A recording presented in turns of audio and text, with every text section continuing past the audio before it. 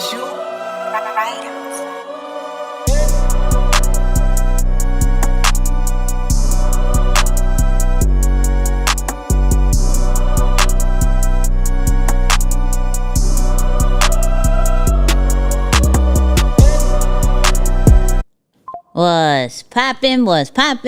poppin'. Welcome, Nicky and Moose. I'm Nicky. That's Moose. What's up, Moose? What up, y'all? And welcome to the live show. First and foremost, appreciate you checking in. Please do us a favor, like, get the chat active, comment. Make sure the algorithm loves on us just like how you guys love on us. So we appreciate you. Episode 159 dropped today.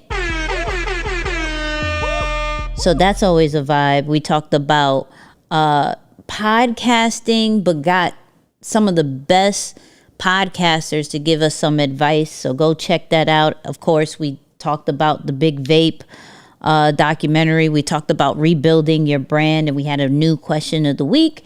So please go check that out. If you're on YouTube right now, there is a poll to let us know, hey, did you listen to the episode already or not? To X, aka Twitter, because I believe we're streaming on there too. What's poppin'? We appreciate you. And then I don't know what else. Moose, how are we feeling? I felt like I had this whole thing and then I forgot it. No, that was a good start. Things are good, man. Things are good. I think our last episode was really, really dope. So definitely make sure you guys tune into that. Check out episode 159. Share this with a couple people. Tell them to come on in, plug in with us. It's been a little bit since we have, officially kicked off these Tuesday lives. We're back at it 3 in a row now. So things are really vibing. And let me know how you guys are liking this new format. I feel like this is a nice balance between what the Tuesday lives used to be and what, it's like it's new formats coming everywhere, by the way. New format on the podcast, new format on the live. So definitely give us your feedback on that. And lastly, please make sure you let us know where you're checking in from. I will not make the mistake that I made that one time for whoever checked in from Arkansas. All right. Shout out to Mike, by the way. You remember that when he came in? I was like, oh, Arkansas. And I was like, Arkansas? That didn't even sound right. Yeah, that didn't. But it was all good. It was all good. We're learning something in everything we do. That's it. Live on the spot with everyone who's plugged in. So, yeah, I'm excited for this one, man. So, look, people, let's get to it because we have actually kind of a lot to talk about. And let's start off like this. Okay, let me end this poll that we have in on YouTube land real quick, if it lets me. I don't think it's letting me. But who is sick and tired of seeing Jada Pinkett Smith? Who's sick and tired of it? Like, start getting the chat and the comments kind of already stirring up about kind of your thoughts of what's been happening pretty much the past week, right? For those people who's been living under a rock, I got you, right? She's dropping a book. Well, she dropped the book, okay? She dropped the book. It's called Worthy.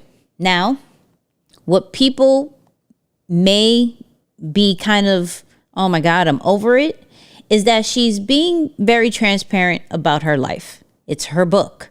She's going to have to talk about certain topics, right? So now we're starting to see things like, okay, her and Will has been separated. Talking about the red table talk, talking about Tupac, talking about all these different things. Chris Rock asking her on a date. Like, the amount of media that's coming out for Jada is crazy. Now, you could look at it in a bad way. Oh my God, here she goes again. Shout out to my mom. My mom's like, yeah, I'm ready for her to go away. I'm ready for her to go away, right? So, and I mean, like, Lunch with Carl was like, yo, you know we're tired of it. I get it. But we have to, and I did kind of like a early glimpse into this on my reel on Instagram, where we have to not get so caught up in how we feel about things with all this media that's coming out and really look at the results that it's creating. Okay. So how many of y'all are going to buy the book? Yes or no? Say me or no. Now, though some may say no, I go on Amazon right now and it's probably charting very high in all the categories.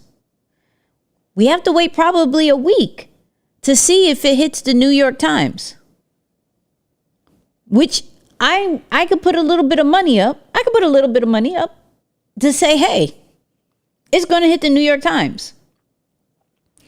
So, though we are like, yo, we're sick of hearing about it, let's break it down. And I'll get Moose into this as well, where let's break it down into just skeleton, just bare bones. She wrote a book.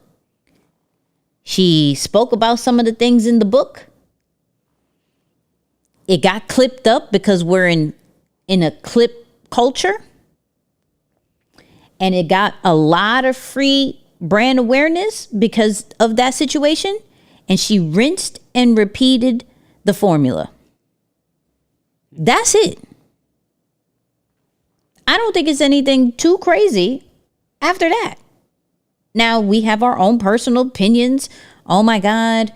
She gave too much. She's embarrassing Will. Boom, boom, boom. I'll be honest with y'all. We're not Will. I don't know what's happening in that bedroom or non-bedroom. I don't know their conversations. He probably has no problem with this. We don't know. I'm the optimistic one.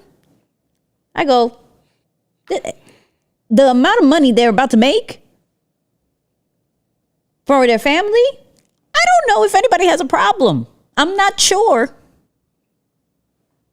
if their transparency is a problem to them. I don't know. But Moose, first, let me find out, how do you feel about this whole thing? I'm gonna put some of y'all comments on the screen real quick. But how do you feel about this whole Jada situation? Yeah, I mean, honestly, personally, I have no personal sentiment. I don't want to say I was a huge Will Smith fan, but I guess after you see the marketing strategy that they've used, or maybe the marketing tactic that they've used, you get to a point where you realize, okay, you catch on to the method to their madness after all. Now, me personally, I also think from a business standpoint, I think that tactic, while I can't say it's going to go away completely, my hope is, and I'm optimistic about it, not being as effective. I don't know if I was the only one, because I never get, you know how sometimes X will send you notifications on, something that is just super trending or something like that. So I really don't get a lot of what you would consider culture news or whatnot, right? But this one, that's how I found out about it. I didn't see it on, say, Instagram scrolling or anything like that. I got the Hot 97 breaking news, Jada Pinkett, yada yada yada. I was like, oh shoot. So I was really tempted to not look. Of course, I did look. I was like, all right, let me see what the rest of the headline is. But I didn't go beyond that. And so, all in all, I'm saying the way people respond to, and I saw, I think Aaron put it in the chat, how people are still by nature just more nosy and wanting to know the fullness of what's going on, even if the headline tells you the full story. You still want to know, well, since when and why? And did you try to get back, right? So I think that part of it is going to continue to intrigue people. But I just feel like it's not going to be as effective for the long haul. At some point, people are going to want to see I don't know, something more authentic, man. I do believe that. You're extremely mature.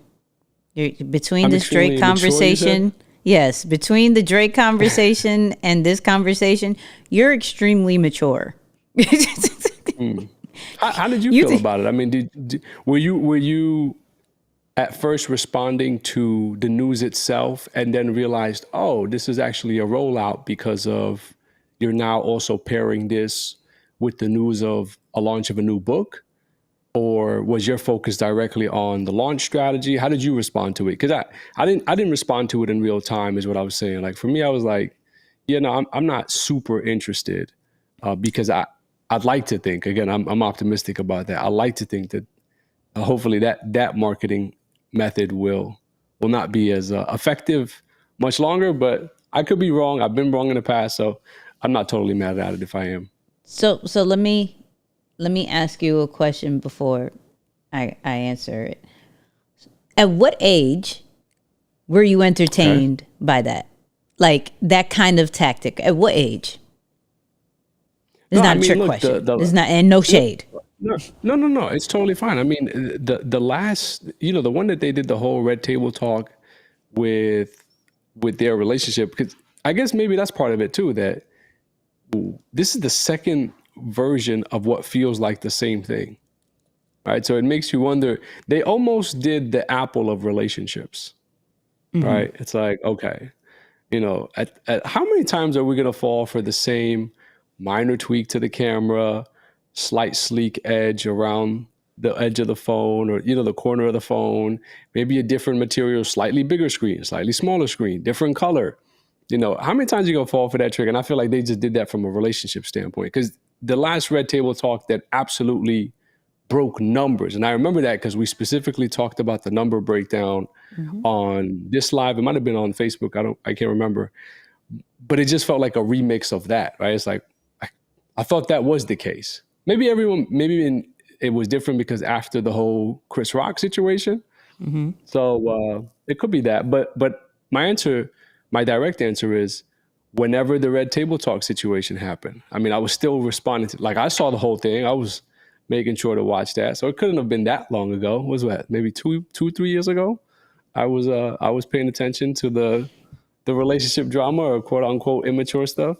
Okay, so I'm not there. There's a reason why I asked, because I do believe there are stages where people are more interested in other people's lives than not.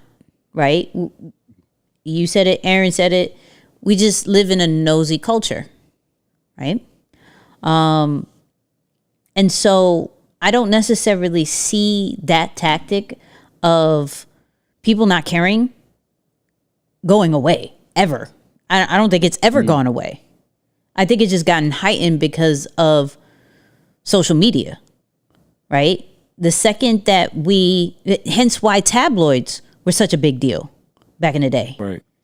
because we got to see what's happening and hear all the rumors, and where that's a sense of entertainment for certain people. Now, what I thought about the whole thing, we have to look at who is doing it and be realistic.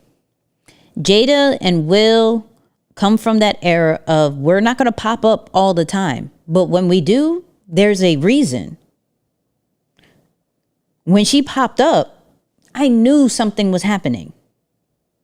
The first thing I saw was the book. When she opened up her package of the book, I said, oh, there's going to be a whole rollout. There's going to be a whole rollout. Now we're going to find out her side of the Chris Rock situation. Now we're going to find out more information about the her and Will. Now we're going to find out a whole bunch of things. So when you look at it and you break it down, all she's doing is like, what are the juiciest part of the book? And let's talk about it. Let's little bit talk about it. Because I know, because I come from the era of I need the media to push me. I need the news people, the tabloids. I need all those. Back then, it was tabloids. I need the tabloids to talk about this so it could be relevant, so people could then be curious, because all we're doing when it comes to a book is building curiosity. So bare minimum, the blogs are going to buy it, listen to it, so they can tell the whole thing on their platforms. Everybody is trying to be the next TMZ. We saw it with the Drake situation, where everybody stayed up till 6 a.m., woke up at 6 a.m. to listen to the Drake album, to then give their own reviews. 9 out of 10 times, these people are not music people. But I want to be the first to let you guys know, because that's going to hit viral moments, because everybody is seeking what did Drake do? What did Jada do? What is all these things happening? It's a tactic that isn't going to go anywhere for a while. And so I saw that and I was like, okay, let's take some notes. Let's just say, and let me see if I can find it.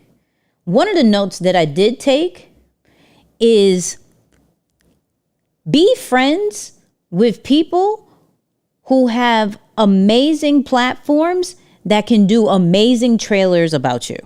Did you see that Jay Shetty trailer? Yeah. I guess they really have a good relationship or something like that, because that's ate that second up. or third time they've done something like that. Yeah. Ate that up. I'm gonna find it real quick. When I said, "Oh, listen, this is so good," then being intentional, then getting on the Diary of a CEO podcast, and they're amazing with the trailers. And when you watch the whole thing, it wasn't anything like the trailer. Mm-hmm. Here's the thing. The trailer had like 2 words in it. I saw the trailer. It was like, ha ha ha, crying, the end. Oh, I was like, facts. What's happened? Facts. Yeah. You're like, wait, what is happening? But she's just taking what was before and putting it in a more relevant time frame, right? Of course, people, like after the Chris Rock situation, after Will apologized, in that whole time frame, Jada didn't really say much. I don't know if she said anything.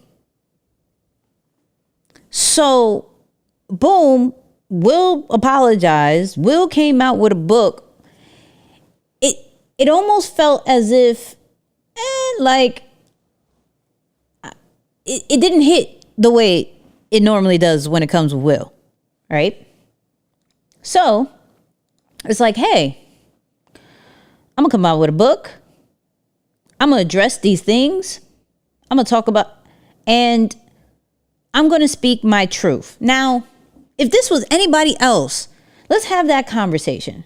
If this was anybody else, it'd be like, oh my God, you're being so transparent. Thank you.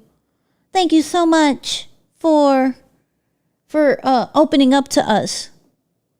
It's Jada, and it's like, please shut up.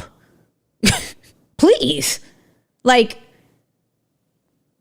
why are we continuing to hear about Tupac? Why are you and Will, get a divorce? Like, why are we still hearing about y'all? But it's because it's Jada. Now, remember, Jada and Will were relationship goals. Yeah. They were.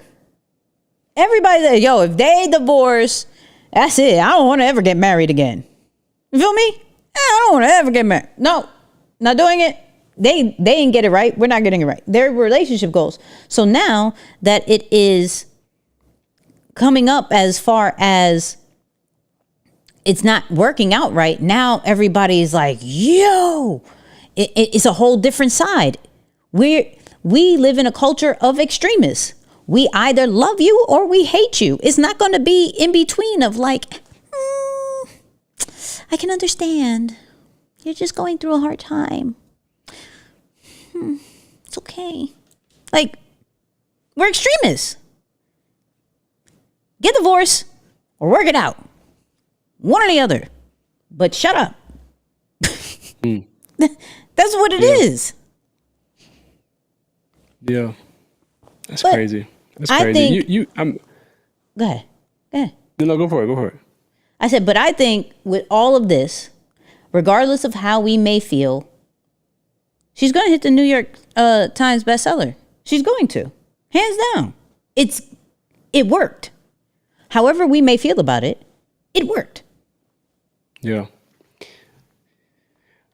I go back to the times in which they were actually creating content, and both of them, both Will and Jada at a time, were consistently creating content, right? At least through what we would consider the content creation method, right?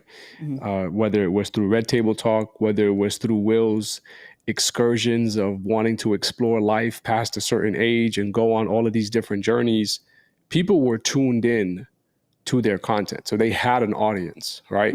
An audience that was really almost in love with them. I mean, you got to think about it.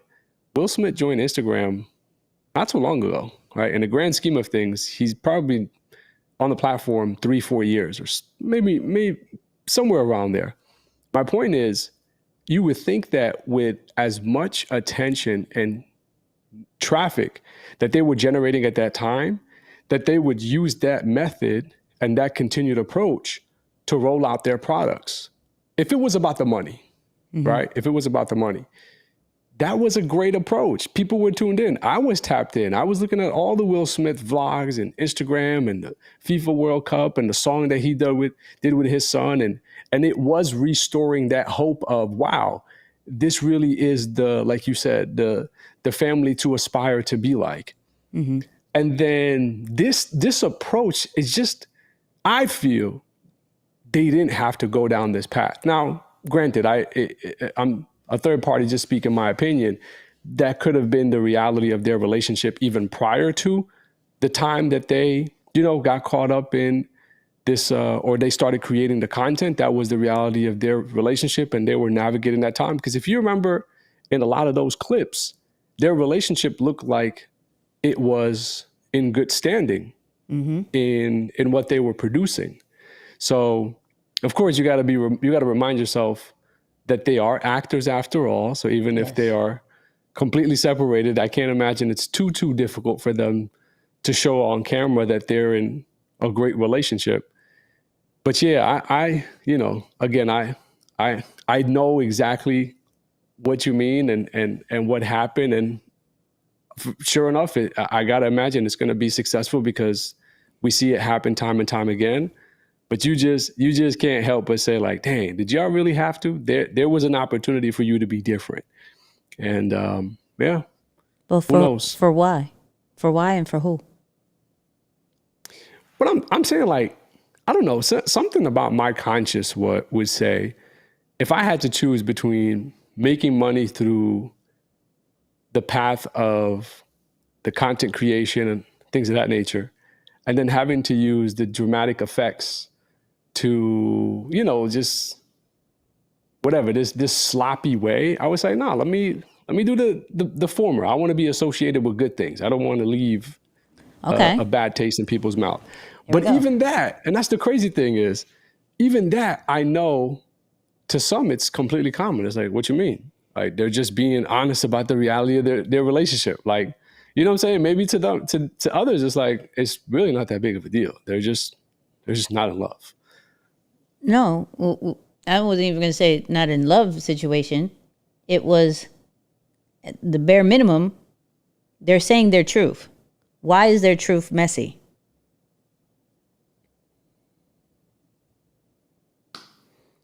Yeah, I guess so. Is it their truth that's messy, or what media does to the truth? Well, for sure. Well, I mean, this is a definitely a great time, opportunity. Shout out to everyone who listened to the after show, by the way, because the after show of 159 was real. But yeah, once we know what media does, man, and maybe you're right. Maybe it is the media that took things out of context. Because honestly, I haven't watched any of the interviews you know, whether it's on Jay Shetty or any of them. I haven't seen them, but yeah, it's unfortunate, man. It's unfortunate that, I don't know. I'm still bothered by that approach to it almost feels manipulative, you know, like you're manipulating people to capture their attention, although it works, and I get it, but yeah.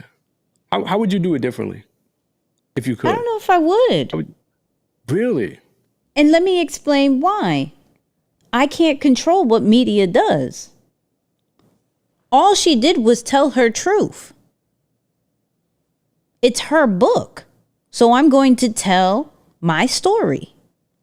And as far as the book, I'm going to, like I said, I got to figure out from, if I'm an actor, I know with movie trailers, we pick the best parts, we put it together, and from a book launch, I'm going to say that on these interviews. And that's what I'm going to do, because I got to sell this book.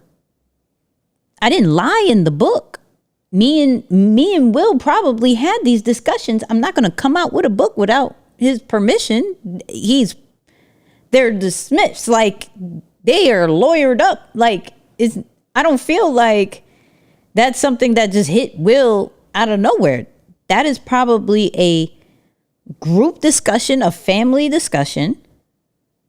So all she did was say what's in the book. What the media did was amplify it. And what everybody else is doing is putting their 2 cents into it. It's not Jada saying anything negative. It's not Will saying anything. Will today came, I don't know if you saw that video. Let me see if I can pull that up. He was like, all right, ready to respond. And he pretends like he was sneezing, and he did some AI stuff. Yeah, I saw that. He did another one saying how unbothered he is, notifications off, and he was on a boat sleeping. We are too, not we, but like people are too invested in saying what they think is wrong when they're probably happy as all get up, healing as all get up. But here we are. No, she's hurting his manhood and doing all this, and how dare she cheated. Like, this is the world of, and this is why some people can't take that kind of fame or scared to get that successful, because you are opening up your life to everybody, and everybody has an opinion. So no, I don't know if I would do it different, because if you look at her actions, it's any other book launch. She goes on different podcasts. She does an interview. She says what's in the book, and that's it. What happens is what the media people do with it, and that you cannot control. And based off their family history, it's always going to get spinned. It's always. So you're saying it's like it's a part of the story in a sense. So it's like all they're doing is telling the story. Media is adding the spin. I'm saying listen to one of the interviews.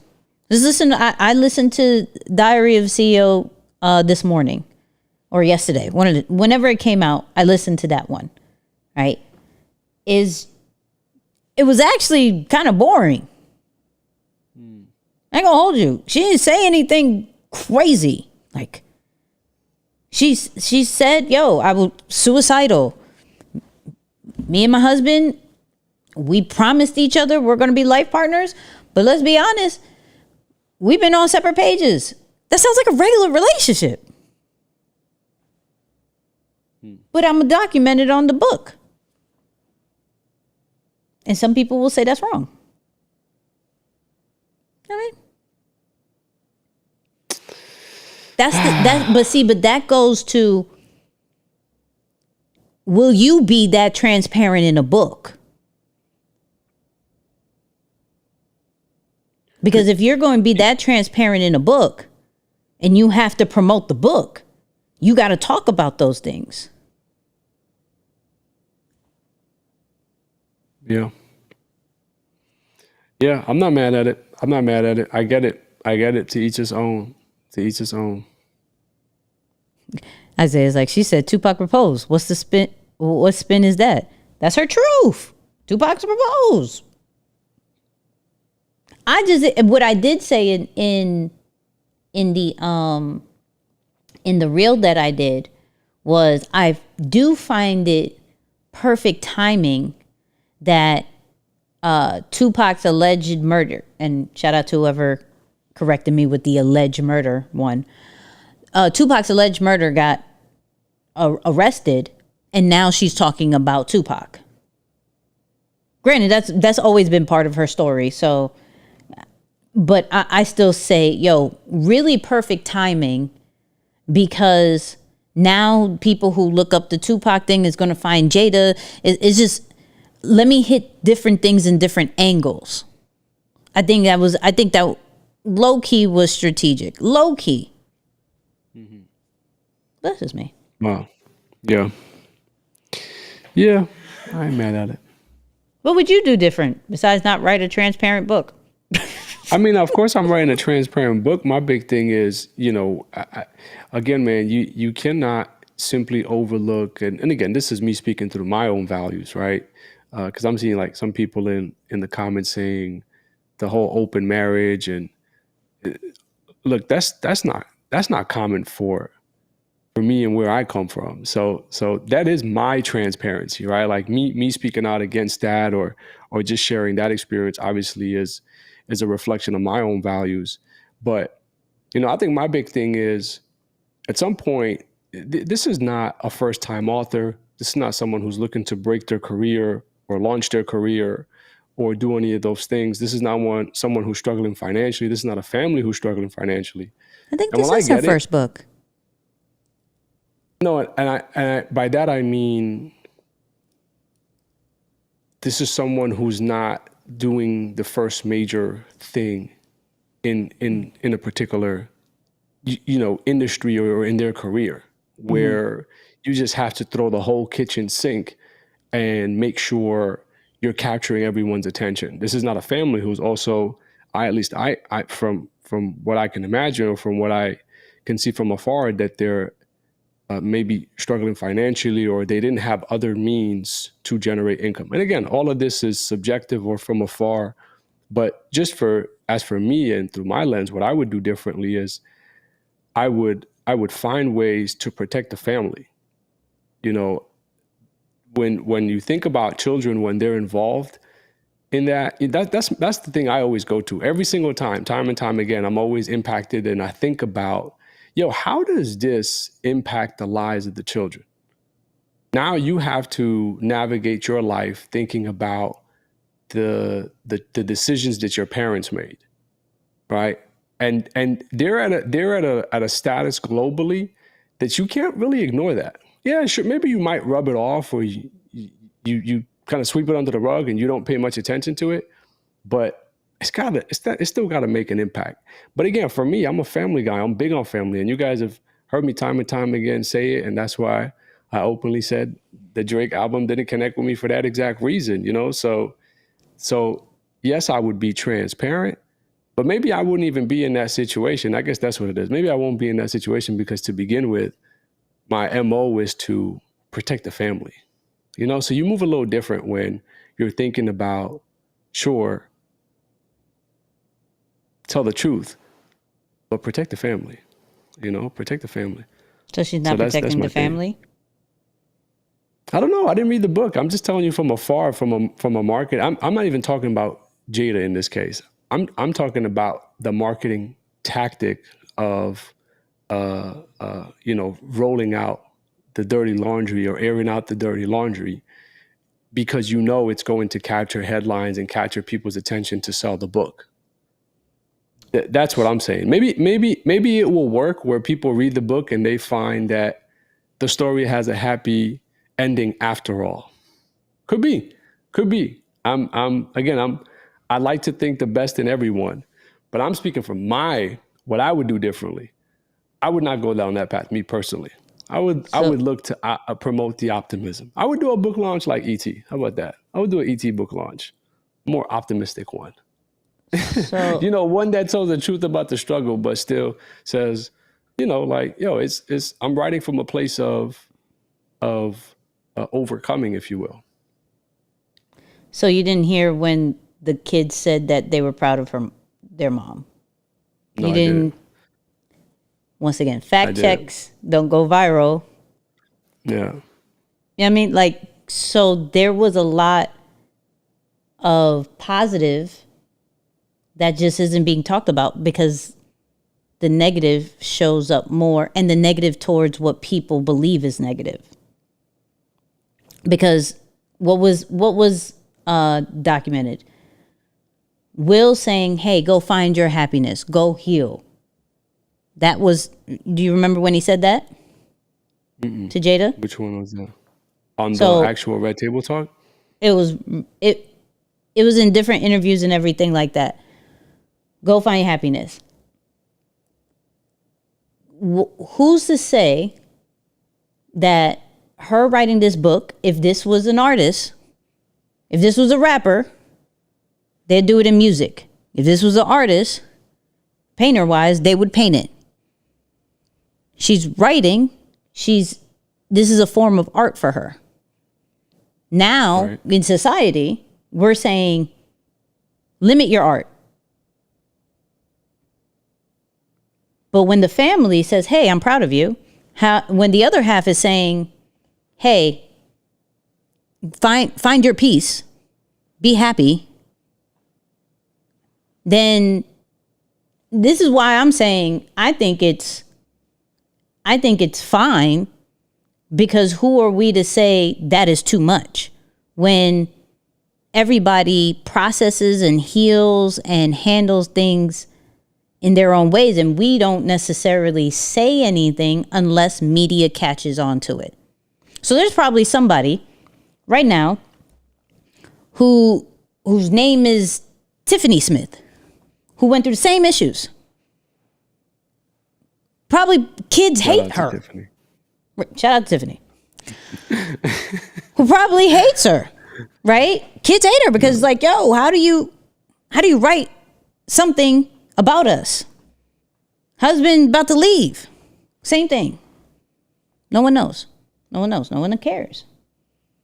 But we're so invested in Jada that we are putting our own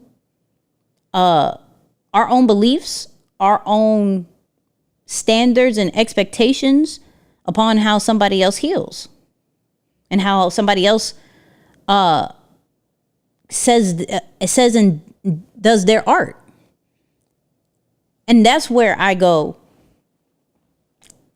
I don't see the problem.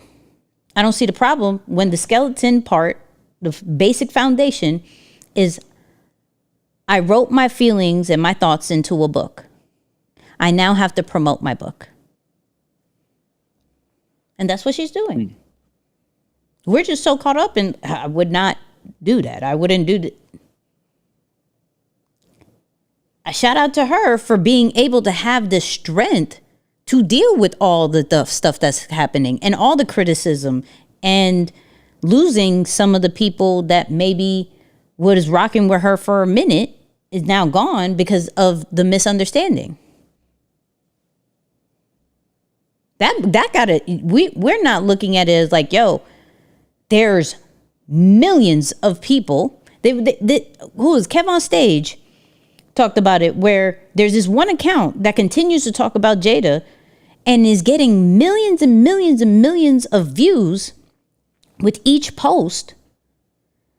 And so from one human being, and that's one account that's getting millions and millions of views based off that, and thousands of comments, some negative, some positive. Like, how does one deal with that? Because if she was to go crazy and God forbid mental health hits her again, what would everybody be saying then? Well, you know the storyline of that. I mean, it's obviously never a good ending when that happens. But yeah, I mean, look, you make a great argument. Honestly, I can't even I can't even be mad at that. That's real. It's subjective. It's her truth. I get it. And I guess everyone has their own set of values and their story, and they're entitled to it. That's why we live in America, after all. But it's it is what it is. I just want a good happy ending for the family. You know what I'm saying? I just want to see the good happy family. Maybe they're already happy. They don't need a happy ending. It's already in a good place. I'm trying to keep a straight face reading Isaiah's comments, and sure enough, there's a Tiffany in there. That is priceless. Why? If you're live in the chat, you are reading what Isaiah is saying. I'm not putting up everything. So funny. I'm not putting up everything. But shout out to everybody who's actually weighing in on this conversation. It's a torn situation, and like I said, I fully understand both sides as far as the people being sick of Jada, people thinking whatever negative about her, about the family, but like at the end of the day, it's a marketing strategy that we're seeing that the media has taken hold of and has given her a whole bunch of brand awareness that maybe some people wouldn't have even knew about the book. Some people would have known about the book. And now there's talks about the Red Table Talk coming back in 2024. She's been in hibernation this whole time. This was her, I'm coming out again. Hello. I think her book is her way of narrating her own story, still in the time that we live in. Even though you may narrate it, depending on who you are and how famous you are, your narration is still going to get modified for their entertainment and for their benefits. It's an unfair situation, but shout out to Jada. I say shout out to Jada. Shout out to Jada. Okay. But Moose, what are we talking about on your end?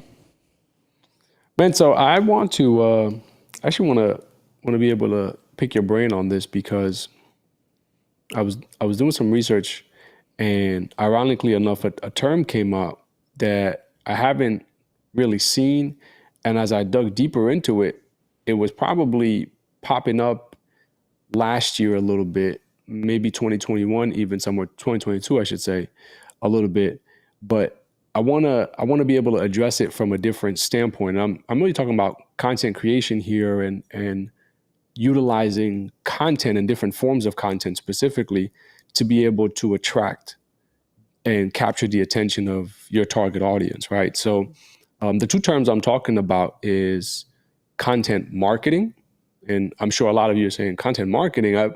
That term is not as popular as content creation. And of course it's not, because with the rise of influencers and what we've seen over the last couple of years with influencers being able to make so much money, content creator is the term that has really ran with the category, right? And this last episode, we talked about how you categorize yourself in your business is incredibly important. So sure enough, content creator has run the show, but there are some unique tactics and strategies that are really hidden under these terms if we can pay attention to them.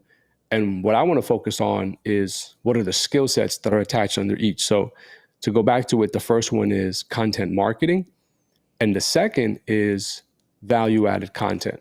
Now, the differences may be very slim, right? On a major scale, they're not that large, but I wrote a description here of each of them that I want to read to you, and we'll kind of take the conversation from there, right? So let's think of content marketing as the intent to engage your audience, to learn about or take steps closer to buying your product or service. Mm-hmm. So I'm creating content with the intention of capturing my target audience's attention so that I can get them to take steps or get closer to essentially buying a product or service that you have, right? Yep. On the flip side of it, value-added content is more about a relationship building approach. It's your desire to your main three concepts that you teach on, right? Educate your audience, entertain them, or motivate them. Here's the key thing: with little to nothing expected in return. You're not expecting them to do something, right? And so I think both are very important. Both are very useful and probably happen at different cycles throughout a brand or a business's operation. But I want from your lens to talk about when should when should a person focus on each one? And I really want to dive into what are the skill sets required to be successful at them, because everyone talks about content creation, like let's just turn on the camera, just do this, share your story, do that. But let's get real specific about the actual inputs, the things that go into creating each one of these. So I'm curious your take first on content marketing versus value added content, and then we'll jump into what it takes to be good at each one of those. For the two, so it's hard to kind of separate the two for me, just because I believe the value content goes into the strategy of content marketing. You got to attract them and not necessarily expect anything in return at that immediate moment, but that is something that is going to have a return further down the line, right? Where content, if you're going specific for this is going to convert, then you're expecting that a little bit sooner than necessarily the value content. Overall, I look at content marketing as just the strategy for a customer journey. How do I get the regular, smegular person to then look at my stuff, be interested in my stuff, go follow my stuff, engage with my stuff, and then eventually buy something, subscribe, that whole nine. That whole journey has to deal with content, right? So it starts with the value. It can even be in the middle of the value, right? But then there is converting content that then literally converts it into whatever you need it to do. Subscribe, buy certain things, leads, however you want to go about it. So I don't necessarily, it's a versus. I think they work hand in hand because you need one to finish the journey. Mm-hmm, mm-hmm. Yeah. And at some point, so would you say at some point the two become one? Because, we've talked about this on the podcast or episodes of the podcast, maybe a couple episodes ago, where we talked about it's important to start selling without selling, right? Mm-hmm. The art of being able to give subtle hints around where you want people to go, what you want people to do, how people can maybe unlock more access to you or get a hold of more of your products and services, essentially. Mm-hmm. So to me, as I was thinking about that, I was saying, I know at one point the two become one. And it's exactly what you said. It may start with value.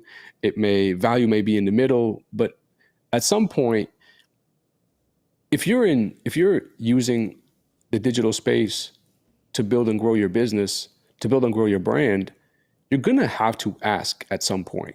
Yeah. You're going to have to make an ask. You're going to have to convert. You're going to have to be intentional about what you put out there. So I'm glad that we're on the same page about, how those two things are structured. Let's talk about some of these skills now, because, there is, when we talked about content marketing, there's a little bit more of a sales approach to it. On the value side, there's more of that educational, research-based, relational approach, two different sets of it all. What would you, what from your view you're saying are, if you're going to start creating value-added content or content marketing, whatever it is, what are the skills, maybe the top three in each category, that you would say someone should work on so that they can be good at content creation? Presentation and conversation. Those are the two I would say. Presentation more because you have to look at it as, how am I going to get your attention? How can I show you by me doing this and showing you this and showing you this, that, or showing you these tools that I'm here for you, right? So there has to be some type of performance, some type of presentation to master, right? The conversation is when you get them. Now, how do you keep them? How do you stop becoming the performer, and now you're just sitting down with the person and having the straight up conversation of how what your brand is what they need. And the only way you could do that is just having a civilized conversation with them, not necessarily just always performing. So how can you, based off the conversation, knowing their pain points, and so you can start talking about that specific pain point and that specific solution that you have. But if you're only on,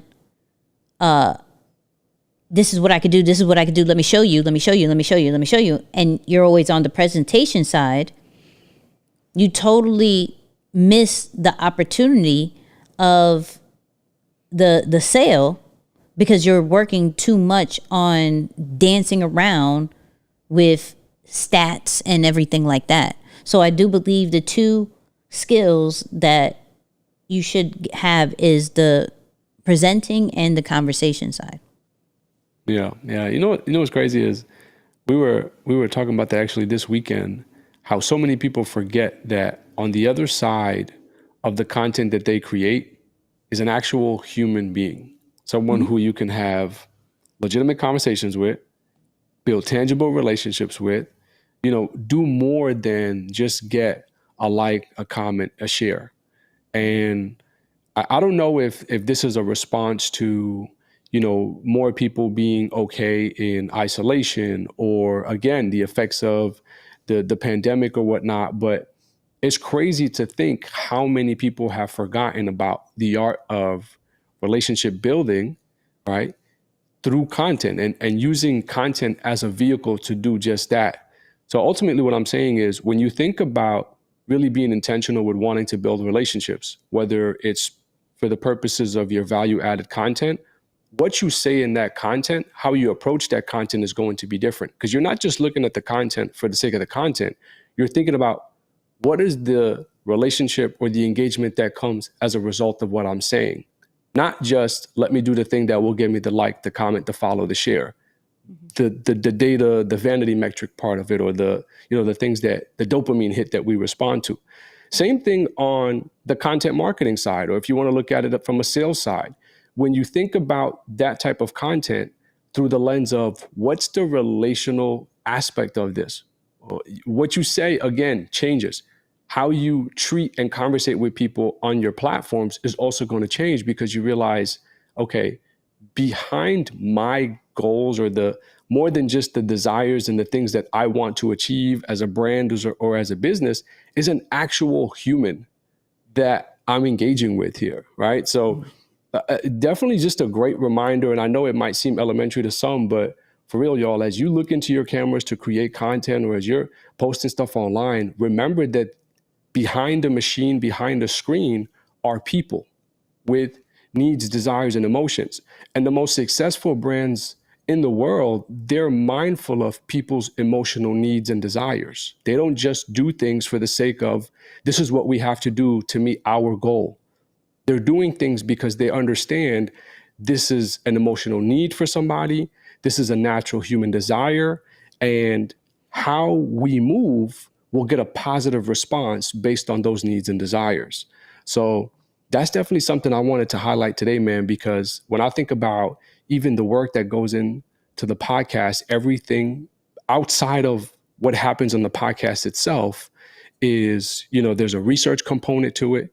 And so when I think about content creation, I think of that actual skill set, the desire to want to research, the desire to want to learn and acquire new knowledge and information, the desire to have to think about and almost disagree with other people's viewpoints, right? I mean, to some extent, we were offering two different viewpoints on Jada's launch strategy. It's not so much gossiping around right or wrong, but it's like, hey, at the end of the day, this is a marketing strategy that we're talking about.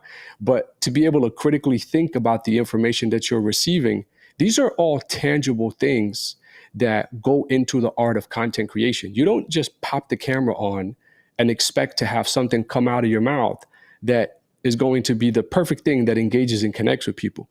There's some thought that goes into it. And so as we really start to think about the actual skill sets, just know that there's a lot of elements that go into it, not to mention the post-production side, right? Like I saw the trailer that Isaiah created yesterday and I said, dang, that is so dope. Like there's so many effects happening in such a small trailer, but that's a post-production side of content creation that, again, you may not think about as necessary or a required skill set, but that too is important. Now, of course, not every single aspect or not every single skill set you need to have yourself. The beauty of, today's marketplace and today's technology is you can require or you can lean on someone who naturally has that skill set, say a graphic designer, a video editor who can do those things on your behalf. There are technologies that do that as well. Of course, Nick, you've mentioned plenty of tools that can edit and do certain things for you. But my point is, you have to spend some time really breaking down the skill sets under each of these to really expand your own personal reach. When it comes to wanting to build your brand, wanting to brand your business, wanting to bring more traffic to your products and services, go beyond just thinking that, okay, I'm just going to pop on the camera and be me. It's important. Yes, be you. We encourage that. We always talk about being you. But I think at some point, you got to really start adding some more technical things to it as well, or intentional pieces to break down what skills make up a great content creator and how can I make that, really shine.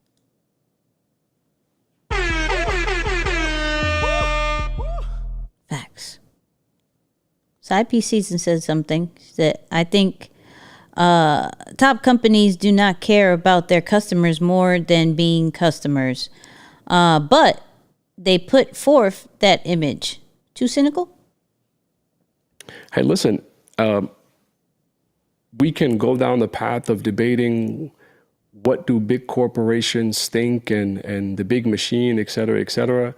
But if we're going to use Nicky's rhetoric to it all, if it brought out the result, what positives can we extract from it?